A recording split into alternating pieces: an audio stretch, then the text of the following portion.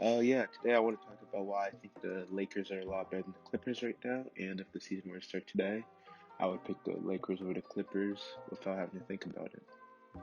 Before I start, if you enjoy, please leave a like, subscribe, it really does help out a lot.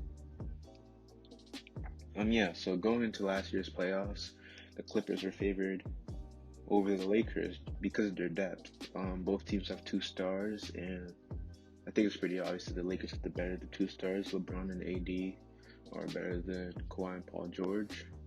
Probably go LeBron and then Kawhi and then AD, but AD's not that far off from Kawhi. You can make the argument that AD is better than Kawhi, and then Paul George would be last.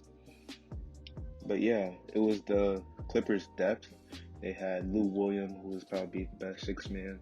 Pat Bev, who plays pesky defense, but also brings hustle and he can shoot the ball well enough. Montrezl Harrell, who won the six man of the year, and he brought energy.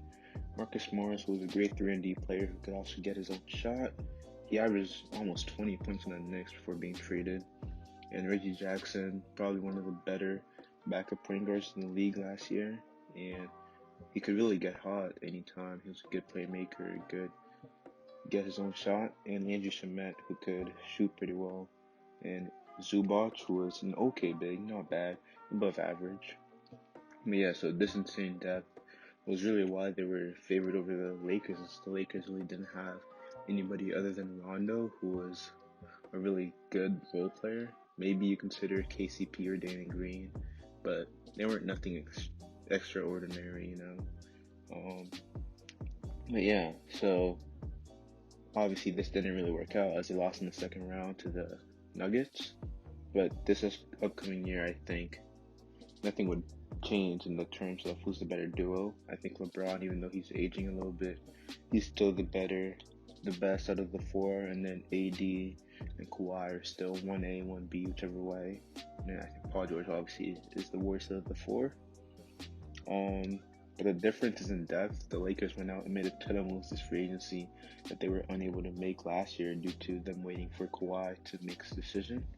And they added Dennis Schroeder, who in my opinion, fits perfectly with this team, whether he starts or comes off the bench. I think that'll be a bit matchup based. He's great at running the pick and roll. He's a good shooter. And even though he's undersized, he plays great defense. He moves his feet and has quick hands. Marc Gasol, who he's definitely getting up there in age, but he's a good shooter, although he shot horrible during the playoffs. As long as that doesn't keep going, he's a good shooter for a big, and he's a good shot blocker, you know, and that's all they really need out of him. A big body throw at Jokic and Nurkic. Doesn't really, and Rudy Gobert. Those three bigs are big, dominant bigs in the West. So yeah, and then they also signed Trez, who, if he's back to the regular season, Montrez, which I think he will be, just because we have to give him slack for those playoffs, as he had just lost his grandmother, and he didn't play any of the 8 seeding games, so he was ridiculously out of shape in comparison to all the other bubble players. So you know, but yeah, they added him and Wesley Matthews, who's a good 3-and-D player, and they re-signed KCP. So yeah, I think Gasol, Trez, Schroeder, Wesley Matthews, Markieff Morris, they just re-signed, Kyle Kuzma, and KCP, especially the way he was playing in the bubble. I think those are about the same as the Clippers' Pat Bev, Luke Kennard, who I will say was a very good trade. Marcus Morris, Ibaka, and Lou Williams. I think those bench and role players are about average when you look at it. You could give the upper hand to whichever side you want, and I think you can make an argument for both sides. And the Clippers were also ranked as high as they were just because a lot of NBA analysts said they had the best two-way players since Jordan and Pippen and Paul George and Kawhi. Skip Bayless repeated this a lot.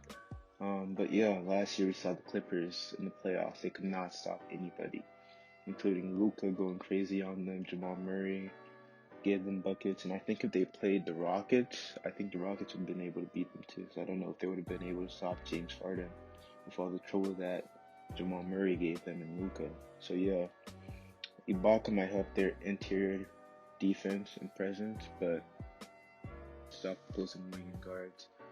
And if they can stop those wings and guards, make up a majority of the superstars out west with Harden, Dame, LeBron, Luka, Jamal Murray, Donovan Mitchell, etc., then there will be no than last year defensively.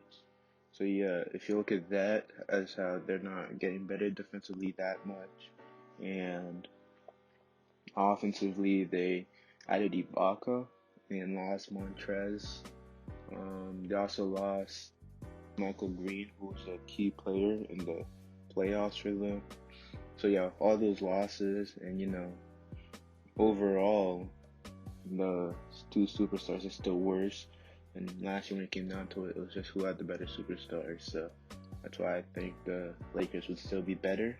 But yeah, I'm looking forward to this season. It'll be really exciting, really fun. Hopefully we get a Lakers Clippers either opening day game or Christmas game. If you enjoyed, subscribe. I will be uploading playoff projections very soon, so make sure to catch that when it comes out. And peace.